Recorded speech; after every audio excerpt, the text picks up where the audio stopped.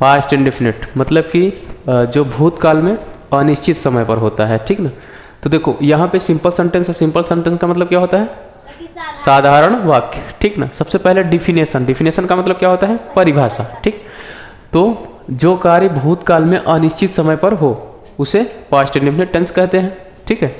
अब इंट्रोडक्शन इसकी है, जिस वाक्य के क्रिया के अंत में ता था, ती थी, ते थे, आ, ई, ए आदि शब्द आए तो उसे पास्ट इंडेफिनिट टेंस कहते हैं, ठीक है। अब देखो रूल्स इसका क्या कह रहा है कि इसमें प्रत्येक कर्ता के साथ मुख्य क्रिया की दूसरी अवस्था, फर्स्ट सेकंड थर्ड जो फॉर्म है वो वहाँ पे मिल जा रहा है। तो यहाँ पे सबसे लास्ट में देखेंगे क्या है? गो, वेंट, गॉन, ठीक है। तो इसमें आया ना, क्रिया क्या आया है? जाना। क्या आया है? जाना। अब देखो इसका फार्मूला देख लेते हैं, क्या है? देखो सबसे पहले क्या है? सब्जेक्ट, ठीक है। उसके बाद क्या है? वर्ब का सेकेंड फॉर्म, ठीक है। उसके बाद क्या है? ऑब्जेक्ट, उसके बाद OW मतलब क्या होता है? अदर वर्ड, ठीक है। अब देखो फार्मूला अपना कंप्लीट हो गया। अब उसके बाद हम लोग एग्जाम्पल देख लेते हैं। एग्जाम्पल जैसे है, वह स्कूल जाता था, ठीक है। वह स्कूल जाता था, ठीक है। तो यहाँ पर कर्ता क्या है? वह, ठीक है। और हम लोग एक चीज़ यहाँ पर यह भी देखते हैं कि जैसे वह है तो हम लोग लास्ट में ये देखेंगे महिला है या पुरुष, ठीक है। तो यहाँ पे वह जाता था अर्थात वह स्कूल जाता था, ये क्या है? पुरुष है, ठीक है। तो यहाँ पे क्या लगेगा? ही लगेगा ना, ही लगेगा, मतलब पुरुषों के लिए क्या होता है? ही होता है, ठीक है।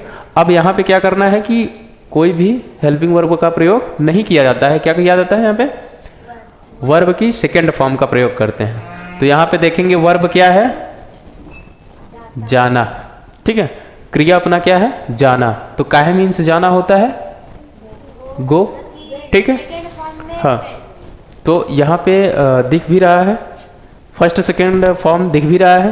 तो यहाँ पे देखिए सबसे नीचे दिया है क्या? गो, वेंट, गॉन। तो यहाँ पे क्या लगाएंगे? देखो सेकेंड फॉर्म हम लोगों को चाहिए, तो दूसरे सेकेंड नंबर पे क्या है? वेंट। क्या लगाएंगे? वेंट। अब उसके बाद क्या है? कहाँ जा रहा है ये? स्कूल जाता है, हाँ। तो उसके बाद कहाँ है ये? स्कूल, ठीक। इस तरह से करना है, समझ में आया ना। देखो निगेटिव सेंटेंस, निगेटिव सेंटेंस का मतलब क्या होता है? नकारात्मक वाक्य। तो यहाँ पे हो जाएगा नकारात्मक वाक्य, ठीक। नकारात्मक वाक्य कहते किसे हैं? जिस वाक्य में नहीं शब्द का होना पाया जाता है उसे नकारात्मक वाक्य कहते हैं, ठीक है। इसमें क्या कह रहा है कि इसमें प्रत्येक कर्ता के साथ डिड नॉट का प्रयोग करते हैं, मतलब एचवी यहाँ पे जो लगेगी क्या है? डिड, और निगेटिव है तो नॉट लगा रहे हैं, ठीक है। अब देखो इसका फार्मूला अर्थात सूत्र क्या है? Subject plus did not plus verb की फर्स्ट फॉर्म, उसमें क्या करते थे? सेकंड फॉर्म लगाते थे, लेकिन इसमें क्या करेंगे? फर्स्ट फॉर्म लगा रहे हैं, प्लस ऑब्जेक्ट और अदर वर्ड, ठीक है।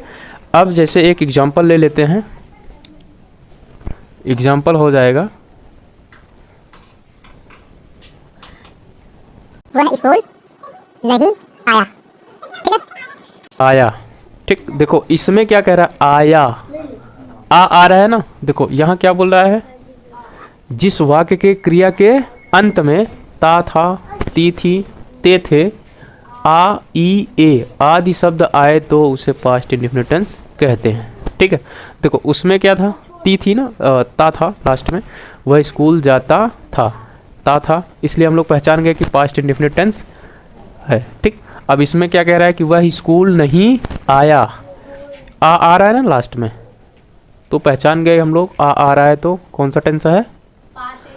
पास्ट इंडेफिनिट टेंस है, ठीक है। अब वो भी पास्ट इंडेफिनिट का सिंपल वो था, लेकिन ये क्या है? नकारात्मक अर्थात निगेटिव सेंटेंस है, ठीक है।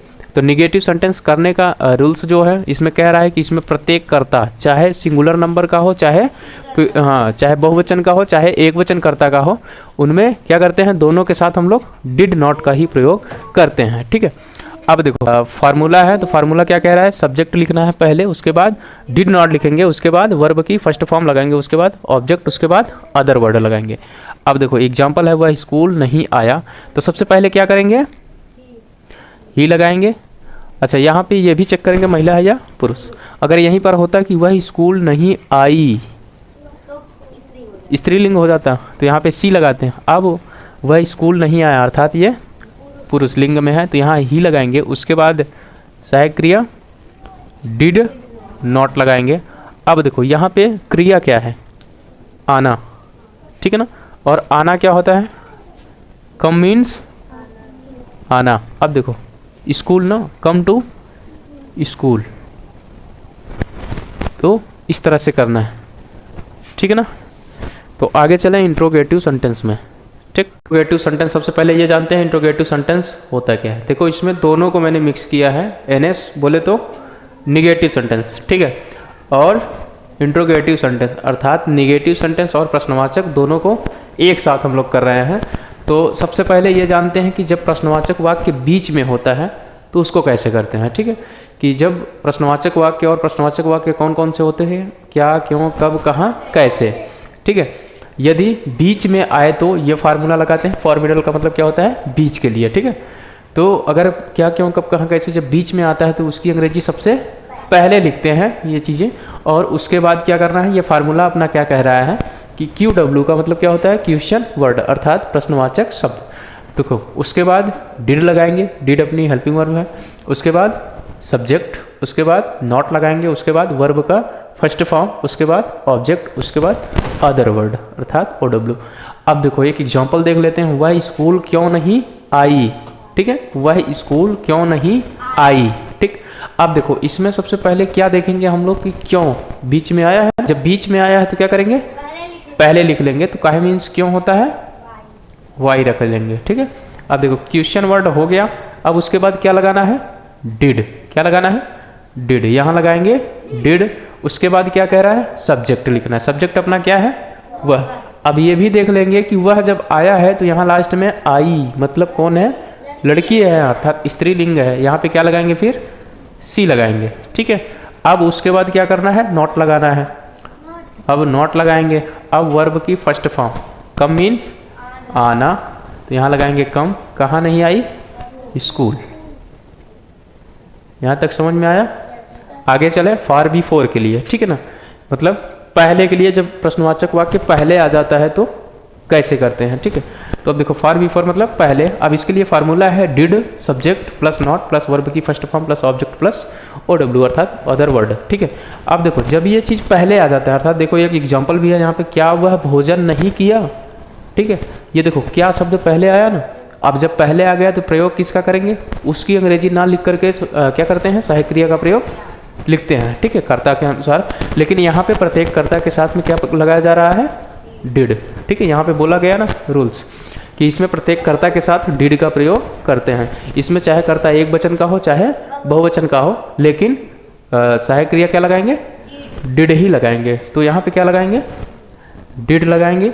उसके बाद देखो क्या कर रहा है, कर्ता लिखना है, ठीक है ना। अब कर्ता क्या है, क्या है, ही, तो यहाँ पे लगाएंगे ही। अब देखो क्या है, नहीं ना, तो क्या लगाएंगे, नॉट।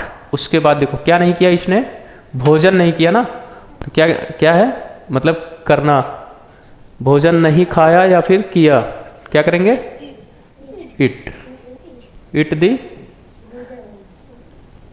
फूड, ठीक है। इस तरह से करना।